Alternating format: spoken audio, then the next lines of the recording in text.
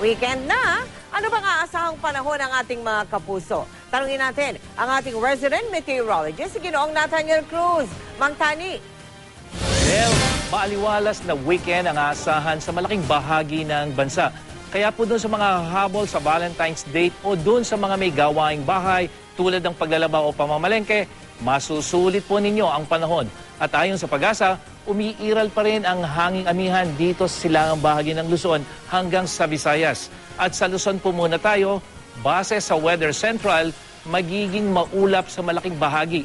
At doon naman po sa pinakadulong Hilaga, yan po yung Batanes area, malaki po ang posibilidad ng pagulan. Kaya po yung mga pupunta sa Baguio, magandang lagay po ng panahon ang aasahan dyan.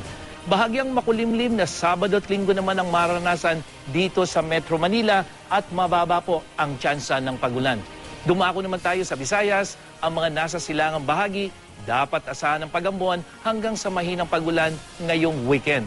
At sa Mindanao, makakaranas din po ng kalat-kalat na pagulan ang malaking bahagi nito, lalong-lalo na po dyan sa eastern section, yung Davao Region, hanggang dyan sa may Zamboanga Peninsula. Samantala, nakataas pa rin ang babala ng Pag-asa dahil sa matataas na alon dyan sa Hilaga at silangang baybayin ng Luzon, kasama na rin ang silangang baybayin ng Visayas.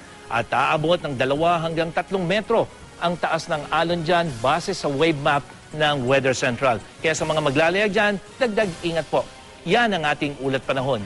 Ako po si Nathaniel Cruz para sa I Am Ready, serbisyong totoo ng GMA News. Maraming salamat sa iyo, Mang Tani.